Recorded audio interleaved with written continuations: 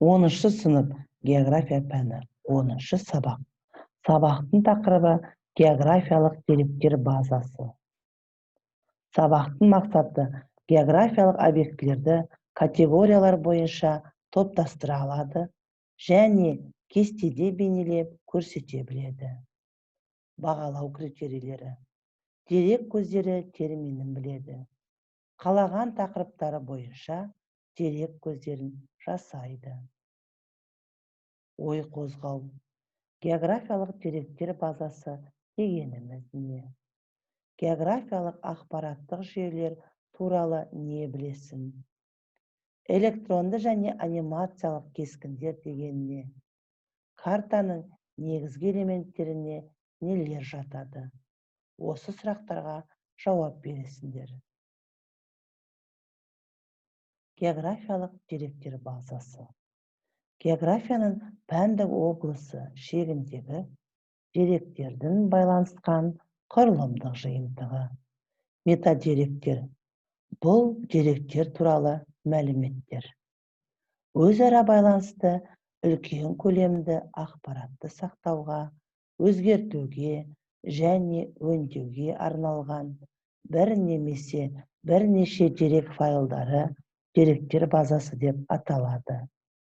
Географиялық ақпараттық жүйелер деректерді алу, сақтау, өңдеу, іріктеу және географиялық ақпаратты беру құралдарының өзара байланысты жиынтығын білдіреді. Өзіндік жұмыс. Microsoft Excel көмегімен тәуелсіз мемлекеттер достастығы елдері туралы деректер базасын құрастыр. Географиялық деректер базасына келесі бөлімдерді қос. Ел, астанасы, халқы, ауданы, экономикасы туралы ақпарат. Деректер базасын кесте түрінде көрсет. Тақырып бойынша қорытынды жаса. Microsoft Excel көмегімен дүние жүзінің саяси картасы туралы деректер базасын құрастыр. Бір құрылық мысалында. Географиялық деректер қорына келесі бөлімдерді қос. Ел, астанасы, халқы, ауданы, елдің басқару түрі, формасы, мемлекеттік құрылымы және тәртібі. Деректер базасын кесте түрінде көрсет. Тақырып бойынша қорытынды жаса. Геоинформатика. Географиялық ақпаратты сипаттау әдісі ретінде анықтамалық, библиогеографиялық көрсеткіштер, реферативті журналдар, атластар, дәстүрлі тәсілдердің ұзақ эволюциясы нәтижесінде қалыптасты. Геоинформатика ғылым ретінде географиялық ақпаратты алу, жинақтау, жіберу, өңдеу, көрсету қағидаларын, әдістері мен технологияларын жобалайды. Осындай ақпарат тәсілдерінің дамуын, жаңаруын қамтамасыз етеді. Геоинформатиканы математикалық, картографиялық қашықтықтан зерттеу әдістерімен тең қоюға болады. Геоинформатиканың дамуы географиялық ақпараттық жүйенің қалыптасуына әкелді. Географиялық ақпараттық жүйе туралы деректер 50-ші жылдың аяғы мен 60-ші жылдың басында пайда болды. Географиялық ақпараттық жүйелердің шығуы және жылдам таралуына бірнеше себеп болды. Топографиялық жұмыстардың мол тәжірибесі, әсіресе тематикалық картографиялық процестерді автоматтандыру, компьютерлі технологиялық мол жетістіктері. Геоақпараттық жүйелердің даму тарихы. Географиялық ақпараттық жүйе 1960 жылдардың соңында дамыса да, соңғы 10 жылда бұл технология өте қарқынды пайдаланылуда.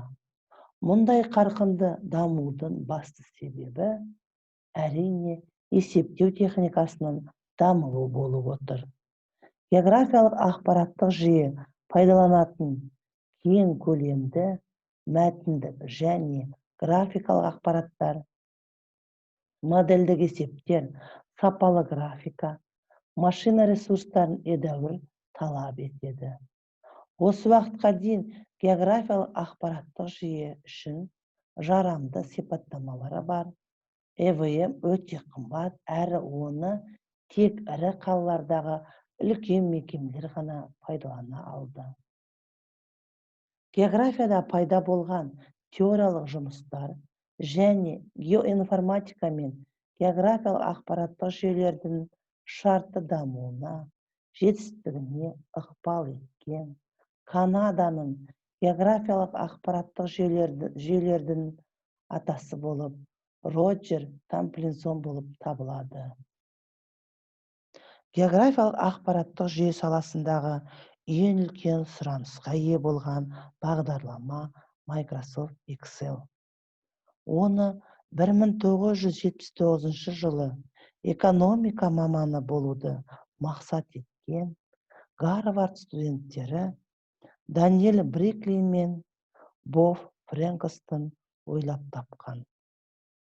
Олар үй тапсырмасын тез орындауға көмектесетін және уақытты үнемдейтін әдіс ойлап табуды мақсат етіп, тарихта бірінші рет электронды кесте бағдарламасын жасап, оны VisiCalc деп атады. 1982 жылы алғаш рет электрондық кесте жасай алатын мультиплан процессоры шығарылды. Қазіргі Excel-дің алғашқы нұсқасы 1985 жылы, ал бірінші Windows 1987 жылдың қараша айында Америка құрама штатында қолданысқа берілді. Кестемен жұмыс. Әр жұп келесі сөздерді санаттар бойынша бөлу керек. Халықтың ауруы, гидрография, телекоммуникациялар, халық саны, түрлердің құрамы, таралу ареалы, ұлттық саябақтар, жауын-шашын, құбырлар, өнеркәсіп, жолдар, топырақ, геология, халық тығыздығы, батпақ, мұхит, орман, туу мен өлім. Дерек көздері қолданылатын аумақ. Кесте берілген. Кесте бірнеше бағандардан тұрады. Халық географиясы, қоршаған орта, саяси география, флора мен фауна, экономика, табиғи ресурстар. Осы кестеге жоғарыда берілген сөздерді бағытына қарай қойып жазуымыз керек. Бекіту сұрақтары. Сендер қандай онлайн картографиялық қызмет түрлерін қолданасыңдар? Олар география сабақтарына қатысы жоқ, тағы қандай мақсаттар үшін қолданылады? Қолжетімді құралдардың көмегімен онлайн картографиялық қызмет түрлерінің бір мүмкіндігін көрсетіңдер. Қандай мамандық иелеріне географиялық ақпараттық жүйе индустриясының технологиясы туралы білім қажет? Кері байланыс, сиқырлы есік. Бүгінгі сабақта мен меңгере алмадым, жабық есікке қоясыздар. Бүгінгі сабақта мен жартылай меңгердім, есіктің кілті барына қоясыздар. Бүгінгі сабақта мен толықтай меңгере алдым деген мәліметтеріңізді ашық есікке қоясыздар.